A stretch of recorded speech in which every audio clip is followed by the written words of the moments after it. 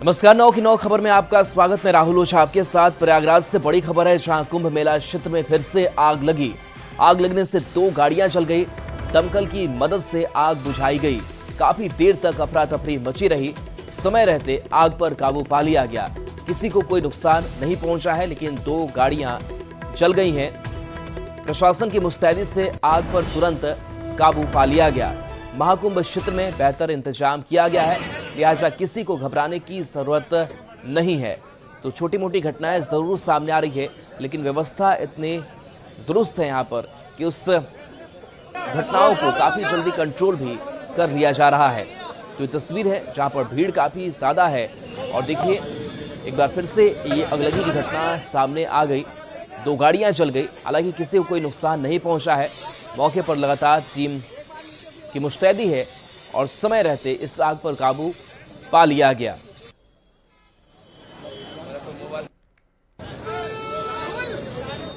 बाढ़ से बड़ी खबर है, जहां मोकामा में फायरिंग के मामले में अनंत सिंह समर्थक और सोनू मोनू गिरोह के बीच फायरिंग मामले में चौथा एफआईआर भी दर्ज किया गया है।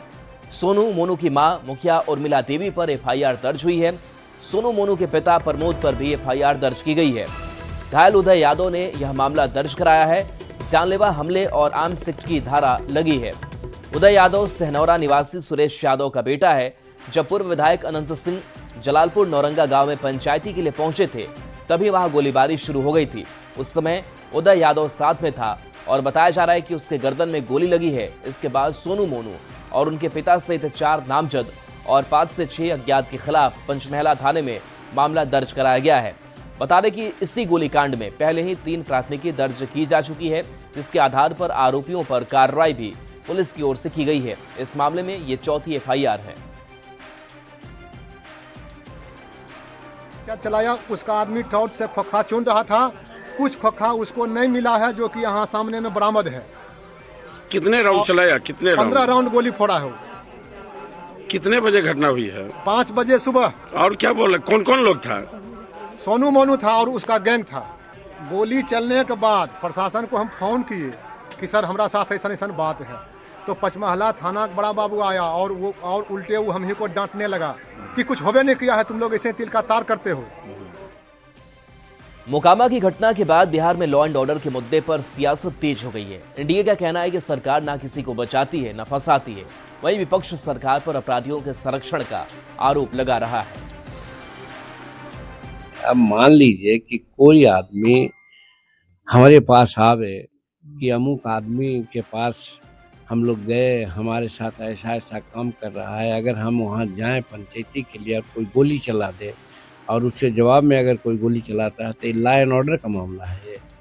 तो इसको लॉ एंड ऑर्डर का मामला नहीं कहा जा सकता है। हम समझते हैं कि इसको लेकर के लोग कहता है तो लॉ एंड ऑर्डर का था कि पहले 5 बजे के बाद यहाँ लोग जाते थे, नाइट शो सिनेमा कोई देखते थे।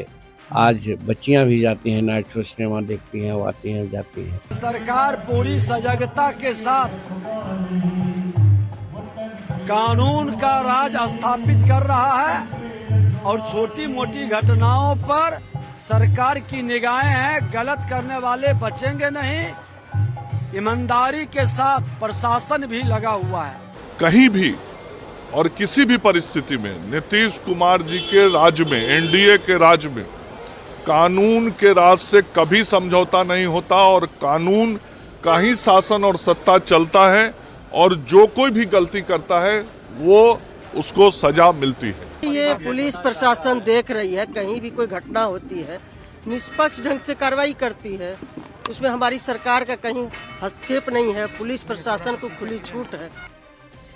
भागलपुर में नौगछिया पुलिस को बड़ी सफलता मिली है। डायल 112 की टीम ने मिर्जाफरी के पास एक अपराधी को गिरफ्तार किया है, जो हथियार के बल पर एक लग्जरी गाड़ी को लूटने की नीयत से मारपीट कर रहा था। मारपीट की सूचना पर डायल 112 की टीम तुरंत मौके पर पहुंची और अपराधी को गिरफ्तार कर लिया। पुलिस ने गिरफ्तार अपराधी के पास से हथियार भी बरामद किया है। अपराध कर्मियों को गिरफ्तार किया गया, जिनका नाम है, एक है रेवती कुमार, दूसरे विपुल कुमार, तीसरे टिंकू कुमार, और ये तीनों भवानीपुर थाना रंगरा के रहने वाले हैं।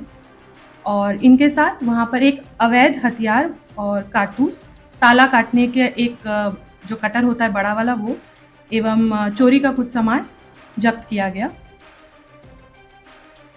हजारीबाग से बड़ी खबर है, जहां कंटेनर में भीषण आग लग गई। शॉर्ट सर्किट की वजह से यह आग लगी। देखते ही देखते आग ने विकराल रूप ले लिया। चालक ने कूदकर अपनी जान बचाई है। स्थानीय लोगों ने आगजनी की सूचना पुलिस को दी। चौपारण थाना क्षेत्र की घटना सामने आई है, तो शॉर्ट सर्किट की वजह बताई जा रही है, जिस वजह से आग लगी। तस्वीर आपको दिखा रहे हैं। हजारीबाग से बड़ी खबर है, जहां पर देखिए कैसे यहां पर अगलगी की घटना सामने आई है। कंटेनर में भीषण आग लगी। शॉर्ट सर्किट की वजह से यह आग लग गई। देखते ही देखते आग ने विकराल रूप ले लिया। चालक ने कूदकर किस तरीके से अपनी जान बचाई है। स्थानीय लोगों ने आगजनी की सूचना पुलिस को दी। चौपारण थाना क्षेत्र की घटना सामने आई। अभी साधु बाबा जगह चल रहा कंटेनर कृष्णा भाई।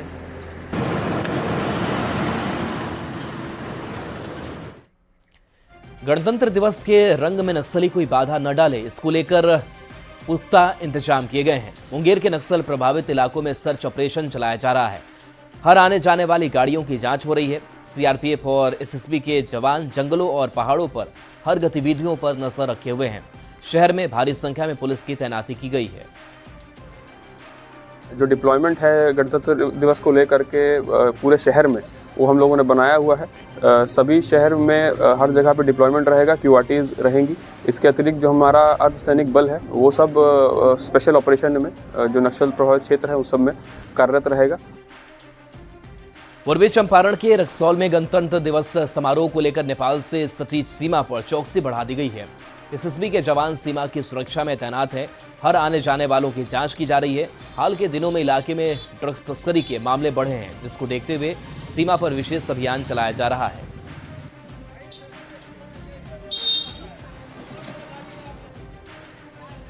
तो देखिए नेपाल की सीमा पर कैसे चौकसी बढ़ी हुई है। डॉग स्क्वाड की भी मदद ली जा रही है और लगातार जो सर्च ऑपरेशन है वो चलाया जा रहा है। एक एक गाड़ियों की गहनता से जांच की जा रही है।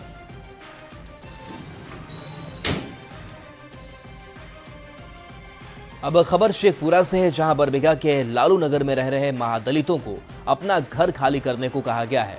प्रशासन के इस आदेश से महादलित परिवार परेशान है। इनके पास अपनी जमीन नहीं है। सरकार से हटाने से पहले बसाने की मांग कर रहे हैं। न्यूज 18 संवाददाता अजित कुमार सिन्हा की इस रिपोर्ट को देखिए। अभी हमारी मौजूदगी बरबीघा अंचल के सरबा पंचायत में है।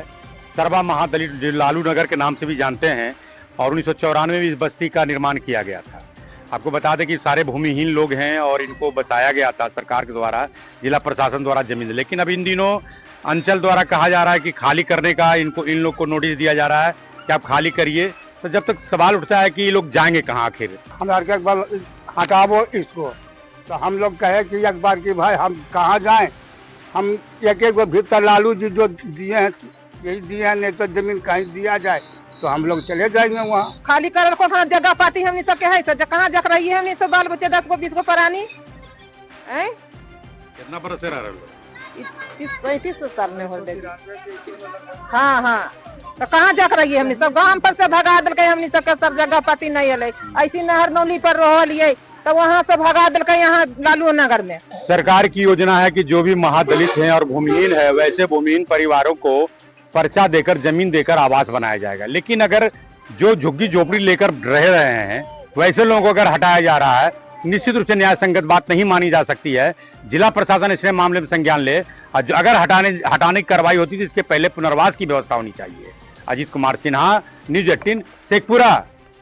भोजपुर जिले में जाम की खबर का असर हुआ है। विधान पार्षद जीवन कुमार ने पटना के मरीन ड्राइव से लेकर बेटा तक सड़क बनाने की सीएम नीतीश कुमार से मांग की है, जिस पर मुख्यमंत्री ने विचार करने का भरोसा दिया है।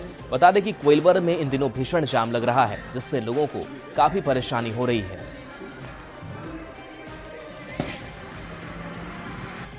निश्चित रूप से हम सबसे पहले तो मुख्यमंत्री जी को हम धन्यवाद देना चाहते हैं। आदरणीय हमारे नीतीश कुमार जी मुख्यमंत्री हैं और बिहार के विकास के लिए निरंतर सोचते रहते हैं। उनको मेरा धन्यवाद है कि आपने हमारे आवेदन पर, हमारी पहल पर आपने विचार किया और निर्देश दिया पथ निर्माण विभाग को कि इस पर जल्द से एक्शन ली जाए, इस पर काम शुरू की जाए।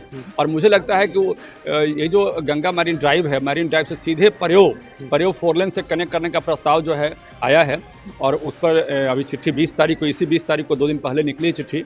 और मुझे लगता है कि आरा आने का जो डिस्टेंस है, समय है, अभी तो 2-2.5 घंटे लगते हैं, लेकिन मुझे लगता है कि 25 मिनट में हम लोग पटना से आरा पहुंच जाएंगे उसके बाद, वो रोड बनने के बाद। केंद्रीय कपड़ा मंत्री और बीजेपी नेता गिरिराज सिंह ने एक बार फिर से राहुल गांधी पर निशाना साधा। लखीसराय के बढ़ैया में गिरिराज सिंह ने कहा कि राहुल गांधी को संविधान से कोई मतलब नहीं है। को तो संविधान का एक भी पेज पता नहीं, जो ललका किताब है वो संविधान का है कि उनके बाइबिल का है, ये समझ में नहीं आता है। उनका तो बाइबिल ही है, बाइबिल है कि संविधान है। एक वो कौन उनके टीचर हैं, उनको संविधान से क्या लेना देना। लखीसराय के बढ़ैया में आपदा प्रबंधन विभाग की ओर से आपदा पीड़ितों के बीच अनुदान बांटी गई। चाल क्षेत्र के पाली में पिछले महीने भीषण आग लग गई थी, जिसमें कई लोगों के घर जल गए थे, जिसको जितना नुकसान हुआ उससे उतनी राशि सरकार की ओर से दी गई। डिप्टी सीएम विजय कुमार सिन्हा ने कहा कि आपदा पीड़ितों को हर सरकारी मदद मिलेगी, इसके लिए उन्होंने अधिकारियों को निर्देश दे दिए। हमने चेक प्रदान किए हैं, एक शुरुआत है अग्नि पीड़ित लोगों का।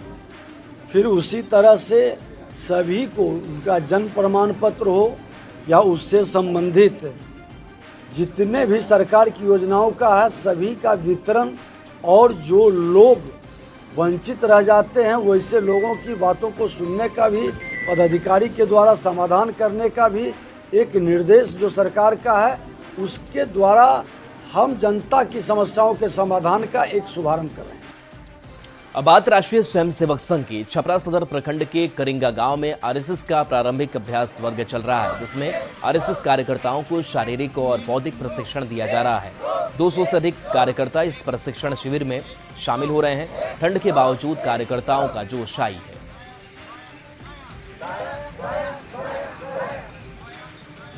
जो प्रारंभिक वर्ग लगा हुआ है, इसमें स्वरूप प्रशिक्षण का हमारा सेम ही रहता है।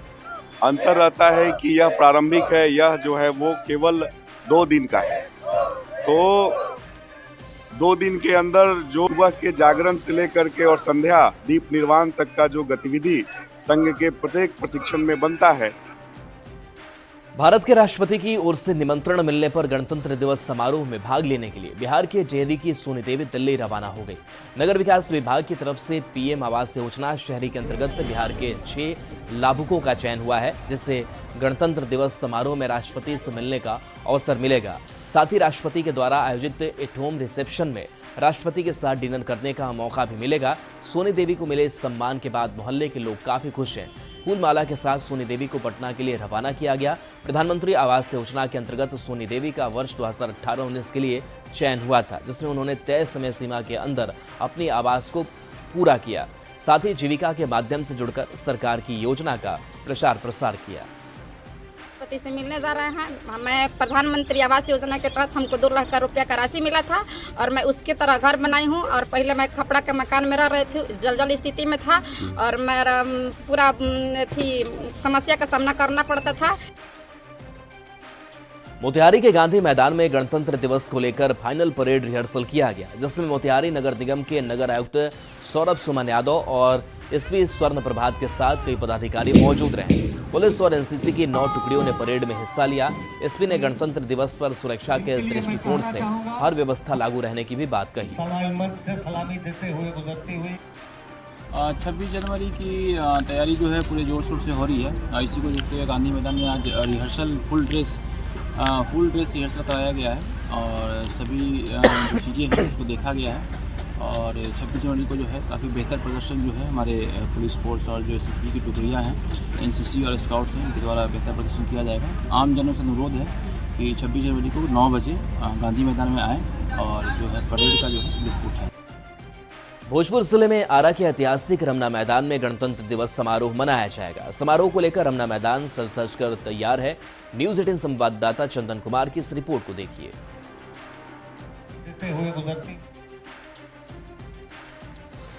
गणतंत्र दिवस को लेकर पूरी तैयारियां लगभग पूर्ण हो गई हैं। जो हम लोग का ट्रेडिशनली रमना मैदान में झंडोत्तोलन का कार्यक्रम होता है, उसको लेकर पूरी तैयारियां हैं। झांकी की तैयारियां चल रही हैं और अन्य भी जो भी गणमान्य व्यक्तियों के लिए है वो सभी तैयारियां चल रही हैं। साथ ही साथ सभी पदाधिकारियों को भी निर्देश दिया गया है कि रमना मैदान के झंडोत्तोलन कार्यक्रम के बाद महादलित टोले में जाएंगे और वहाँ पे भी झंडोत्तोलन का कार्यक्रम करेंगे।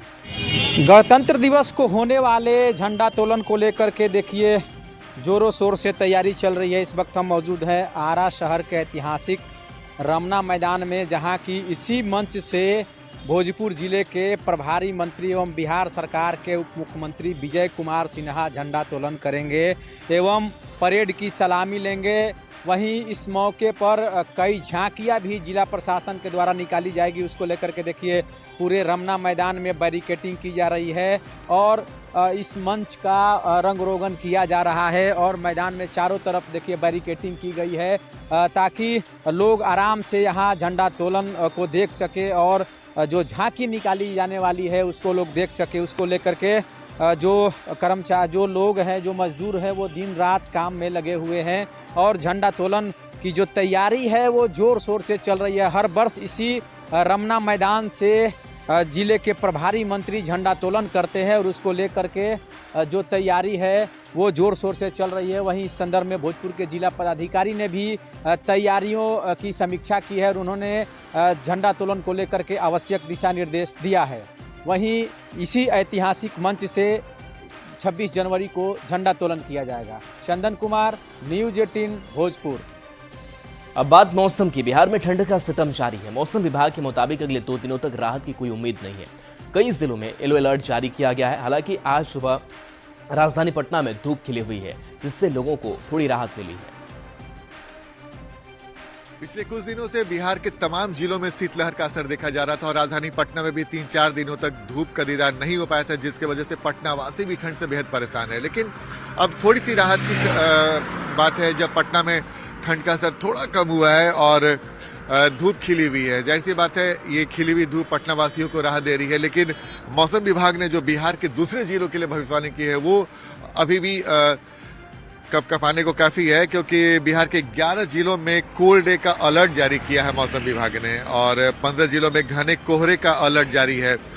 राज्य के अधिकांश हिस्से में सुबह और शाम में तेज पछुआ हवा चलने से ठंड का असर काफी देखा जा रहा है और खासकर जो सीमांचल और कोसी का इलाका है और नेपाल के तराई के इलाका है उन जिलों में येलो अलर्ट जारी किया गया है और बिहार के कई जिलों में 8 से 14 डिग्री न्यूनतम तापमान है, यानी कि ठंड का असर साफ साफ समझा जा सकता है।